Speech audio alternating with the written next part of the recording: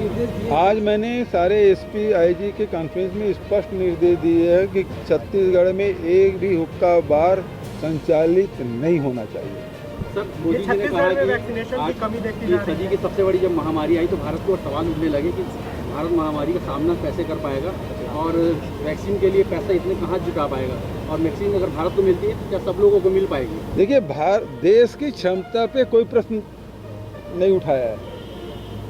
भारत देश के और भारत के लोगों की क्षमता पे, योग्यता पे कोई प्रश्न नहीं है।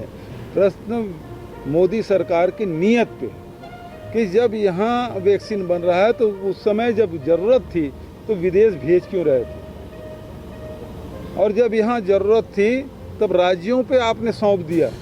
जब आप राष्ट्रीय आपदा घोषित कर चुके हैं और उसके हिसाब से आप गवर्न कर रहे हैं तो फिर वैक्सीन आप उपलब्ध कराएं। फिर भी हम लोगों ने कहा था, सबसे पहले छत्तीसगढ़ है जो उन्होंने कहा कि हम खरीदेंगे, हम अपने लोगों को वैक्सीन के पैसा देंगे, और हमने देना भी शुरू कर दिया था। बाद में वो निर्णय वापस लिए। तो सवाल योग्यता का नहीं है।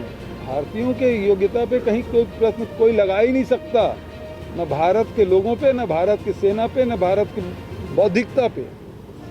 इसके मामले में भी बहुत विस्तार से चर्चा हुई कि घटनाएं घटती है और बढ़ा चढ़ा बता दिया जाता है। जैसे पत्थल गांव की घटना है, उसमें एक की मृत्यु हुई थी, लेकिन जो सोशल मीडिया में जो चला वो 4 की मौत हो गई, 5 की मौत हो गई। तो इस मामले में भी एक्टिव होके, अक्सर होता है कि जो थानेदार है, एसडीओपी है, एसपी है, वो घटना स्थल में चले जाते हैं, वो उसमें उस समस्या को सुलझाने में व्यस्त हो जाते हैं, और इस बीच में बहुत तेज़ी से अफवाह फैल जाती है। तो इस मामले में किस प्रकार से कोऑर्डिनेट करना है और उसके वास्तविक जानकारी आम जनता को भी मिले और हमारे मीडिया के लोगों को भी जानकारी मिल सके।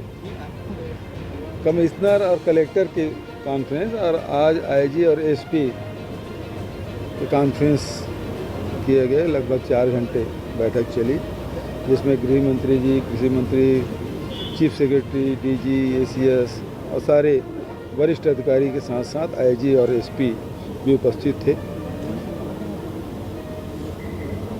महत्वपूर्ण जो विषय है उसमें चर्चा हुई। आजकल जो सबसे ज़्यादा चर्चित है वो गांजा की जो तस्करी है, जो हमारे यहाँ से ट्रांजिट होता है, उसे रोकने की बात, और साथ ही इस मामले में उड़ीसा सरकार है, मध्य प्रदेश सरकार है और भारत सरकार से भी संपर्क किया जा रहा है, और जहाँ ये पहुँचता है उन राज्यों में भी इसकी जानकारी दी जाएगी ताकि वहाँ कार्रवाई हो और उसमें रोक लगाई जा सके।